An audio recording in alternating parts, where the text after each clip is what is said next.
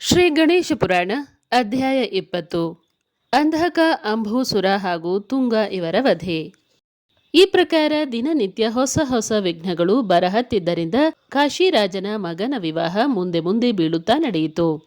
ಕೂಪಕ ಹಾಗೂ ಕುಂದರ ಸತ್ತದ್ದು ತಿಳಿದು ನರಾಂತಕನು ಅಂಧಕ, ಅಂಬೂಸುರ ಮತ್ತು ತುಂಗ ಈ ಮೂವರು ರಾಕ್ಷಸರನ್ನು ವಿನಾಯಕನ ವಧೆಗಾಗಿ ಕಳಿಸಿದನು. ಅವರು ನಗರದ ಹತ್ತಿರ ಬರಲು ಕಾಶಿರಾಜನೊಂದಿಗೆ ಯುದ್ಧ ಮಾಡಲು ಪ್ರಾರಂಭಿಸಿದರು. ದೇವತೆಗಳು ಆ ಭೀತಿದಾಯಕ ಯುದ್ಧ ನೋಡಿ ಅಂಜಿದರು. ಅಂಧಕ, ಅಂಬೂಸುರ, ತುಂಗ ಇವರ ಜೊತೆಗಿನ ಸರ್ವ ರಾಕ್ಷಸರು ಮರಣ ಹೊಂದಿದರು. ತಮಗೆ ಜಯ ಸಿಗುವುದಿಲ್ಲವೆಂದು ಅರಿತ ಅವರು ಕಪಟ ಯುದ್ಧ ಮಾಡುವುದಾಗಿ ನಿಶ್ಚಯಿಸಿ, ಅಂಧಕನು ನಾನು ನನ್ನ ಸಾಮರ್ಥ್ಯದಿಂದ ಸೂರ್ಯನನ್ನು ಮುಚ್ಚಿ ಅಂಧಕಾರ ಮಾಡುವೆ ಅಂದನು. ಅಂಬೂಸುರನು ನಾನು ನನ್ನ ಸಾಮರ್ಥ್ಯದಿಂದ ಉದಕ ನಿರ್ಮಾಣ ಮಾಡಿ ನಗರವನ್ನೆಲ್ಲ ನೀರಿನಲ್ಲಿ ಮುಳುಗಿಸುವೆ ಎಂದನು. ತುಂಗನು ನಾನು ಪರ್ವತಾದಾಕಾರ ಧಾರಣೆ ಮಾಡಿ ಈ ನಗರದ ಮೇಲೆ ಬೀಳುವೆ ಅಂದನು. ಇದು ಮೂವರಿಗೂ ಸಮ್ಮತವಾಗಿ ಅವರು ಆನಂದದಿಂದ ಘರ್ಜನೆ ಮಾಡಿದರು. ನಂತರ ಅಂಬೂಸುರನು ತನ್ನ ಮಾಯೆಯಿಂದ ಮುಸಲಧಾರ ಪರ್ಜನ್ಯ ವೃಷ್ಟಿ ಪ್ರಾರಂಭಿಸಿದನು. ಭಯಂಕರ ವೃಷ್ಟಿಪಾತದಿಂದ ದೊಡ್ಡ ದೊಡ್ಡ ಮನೆಗಳು ಬಿದ್ದವು. ದೊಡ್ಡ ದೊಡ್ಡ ವೃಕ್ಷಗಳು ಉರುಳಿ ಬಿದ್ದವು. ಮಿಂಚು ಸಿಡಿಲುಗಳ ಆರ್ಭಟದಿಂದ ಎಲ್ಲ ಕಡೆ ದೊಡ್ಡ ಹಾಹಾಕಾರವಾಯಿತು. ಆಗ ಗಜಾನನನು ಒಂದು ಪ್ರಚಂಡ ವಟವೃಕ್ಷ ನಿರ್ಮಾಣ ಮಾಡಿ ತಾನು ಸ್ವತಃ ಆವಾಢ್ಯವಾದ ಪಕ್ಷಿ ರೂಪಧಾರಣ ಮಾಡಿದನು. 100 ಯೋಜನ ಉದ್ದ ಹಾಗೂ ಅಗಲವಾದ ರೆಕ್ಕೆಗಳನ್ನು ಮಾಡಿ ಪಸರಿಸಿದನು. ನಂತರ ತನ್ನ ಚುಂಚುವಿನಿಂದ ಸರ್ವ ಉದಕ ಕುಡಿದು ಬಿಟ್ಟನು. ತನ್ನ ತೇಜದಿಂದ ಸರ್ವತ್ರ ಪ್ರಕಾಶ ಉತ್ಪನ್ನ ಮಾಡಿದನು, ಅರ್ಥಾತ್ ವಿಘ್ನಗಳ ನಿರಸನ ಮಾಡಿದನು. ಆಗ ಸರ್ವರು ಆನಂದಗೊಂಡು ತಮ್ಮ ತಮ್ಮ ವ್ಯವಹಾರ ಮಾಡಲಾರಂಭಿಸಿದರು.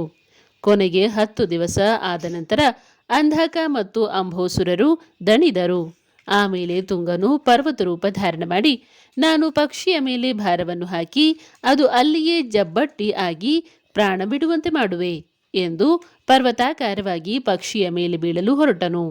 ಆ ತಕ್ಷಣವೇ ಆ ಪಕ್ಷಿ ತನ್ನ ರೆಕ್ಕೆಗಳನ್ನು ಬೀಸಲಾರಂಭಿಸಿತು. ಕೇವಲ ರೆಕ್ಕೆಗಳು ಬೀಸಿದ ಗಾಳಿಯಿಂದ ಪರ್ವತ ಹೊಯ್ದಾಡ ಹತ್ತಿತು.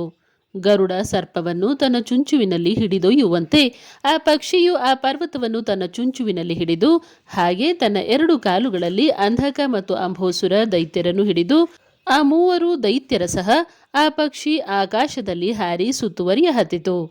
ಅತಿ ಎತ್ತರದ ಆಕಾಶದಲ್ಲಿ ಉಡ್ಡಾಣ ಮಾಡಿ ತಿರುಗ ಹತ್ತಿದ್ದರಿಂದ ಆ ದೈತ್ಯರಿಗೆ ಶುದ್ಧಿ ಇಲ್ಲದಾಗಲು ಅವರ ಶರೀರ ಸೂರ್ಯನ ಉಷ್ಣತೆಯಿಂದ ಸುಡಲಾರಂಭಿಸಿತು. ನಂತರ ಪಕ್ಷಿಯು ಆ ದೈತ್ಯರನ್ನು ಕೆಳಗೆ ಒಗೆಯಿತು. ಆಗ ಅವರು ಪೃಥ್ವಿಯ ಮೇಲೆ ಗತಪ್ರಾಣರಾಗಿ ಬಂದು ಬಿದ್ದರು.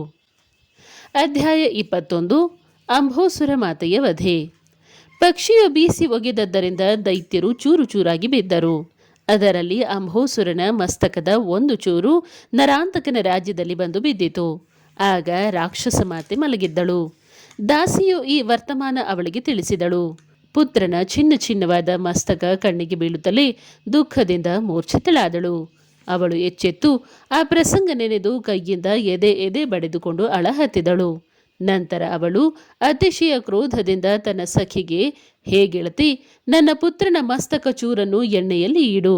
ಆ ಅದಿತಿಯ ಮಗನು ನನ್ನ ಮಗನನ್ನು ಛಿದ್ರ ಛಿದ್ರ ಮಾಡಿದ್ದರಿಂದ ಅವನ ಮಸ್ತಕವನ್ನು ಒಡೆದ ನಂತರವೇ ನನ್ನ ಮಗನ ಮಸ್ತಕಕ್ಕೆ ಅಗ್ನಿ ಸಂಸ್ಕಾರ ಮಾಡುವೆ ಎಂದು ನುಡಿದು ಅವಳು ಮಾಯೆಯಿಂದ ಅದಿತಿಯಂತೆ ಸುಂದರ ರೂಪ ಧರಿಸಿ ಅರಮನೆಗೆ ಬಂದಳು. ಅವಳನ್ನು ನೋಡಿದ ಸರ್ವರು ಇವಳು ರಂಭೆಯೇ ಅಥವಾ ಊರ್ವಶಿಯೇ ಅಥವಾ ತಿಲೋತ್ತಮಿಯೇ ಎಂದು ಭ್ರಮೆ ಪಡ ಹತ್ತಿದರು.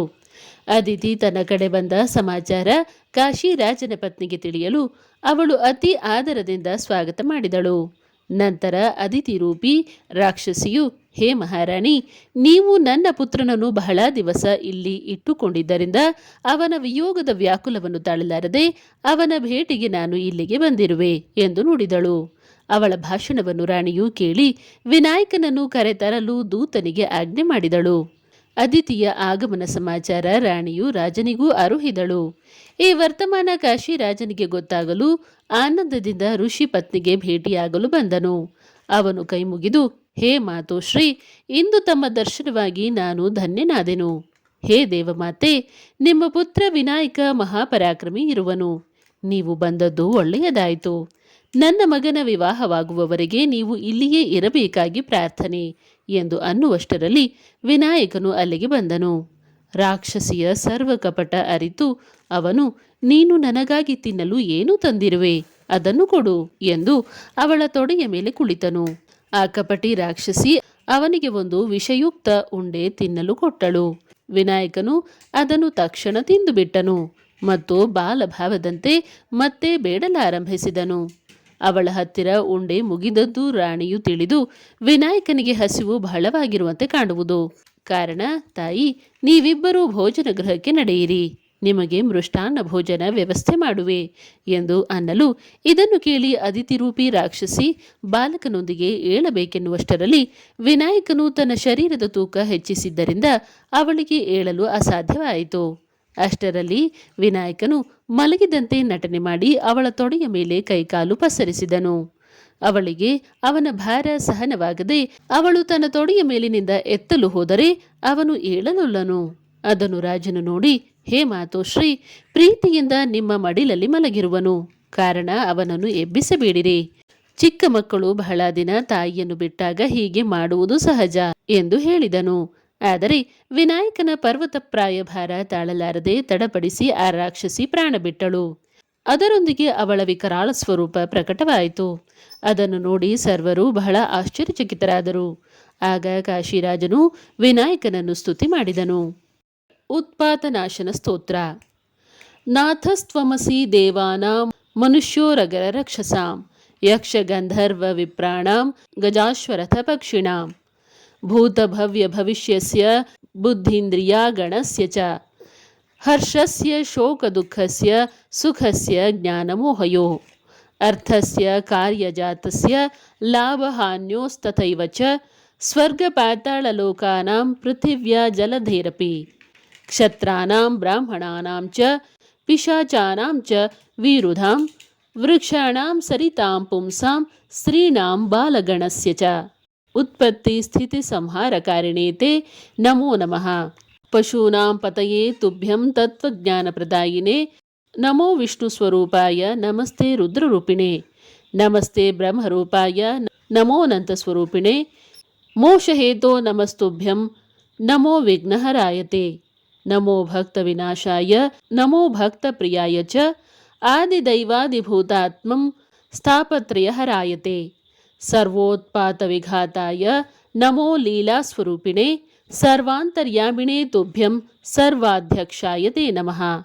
ಆದಿತ್ಯ ಜಠರೋತ್ಪನ್ನ ವಿನಾಯಕ ನಮೋಸ್ತುತೆ ಪರಬ್ರಹ್ಮಸ್ವರೂಪಾಯ ನಮಃ ಕಶ್ಯಪಸೂನವೇ ಅಮೇಯ ಮಾಯಾನ್ವಿತ ವಿಕ್ರಮಾಯ ಮಾಯಾವಿನೇ ಮಾಯಿಕ ಮೋಹನಾಯ ಅಮೇಯ ಮಾಯಾಹರಣಾಯ ಮಾಯಾ ಮಹಾಶ್ರಯಾಯಾಸ್ತು ನಮೋ ನಮಸ್ತೆ. ಫಲಶ್ರುತಿ. ಯ ಇದಂ ಪಠತೆ ಸ್ತೋತ್ರಂ ತ್ರಿಸಂಧ್ಯೋತ್ಪಾತನಾಶನಂ ನ ಭವಂತಿ ಮಹೋತ್ಪಾತ ವಿಘ್ನ ಭೂತಭಯಾನಿ ಚ. ತ್ರಿಸಂಧ್ಯ ಯ ಪಠೇತ್ ಸ್ತೋತ್ರಂ ಸರ್ವಾನ್ ಕಾಮಾನ್ ಅವಾಪ್ನುಯಾತ್ ವಿನಾಯಕಃ ಸದಾ ತಸ್ಯ ರಕ್ಷಣಂ ಕುರುತೆ ನಘ.